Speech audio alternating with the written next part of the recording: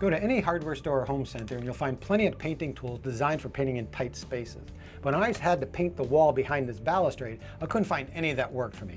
The trim rollers are too fat and they got stuck behind the railing, and the painting pads had this bent handle that made it impossible to fit into spaces behind the newel post. So what I did is I took the painting pad and I modified it using a painting stick. This is a stir stick you get at any paint store, and I trimmed the edges with a knife so that it would fit.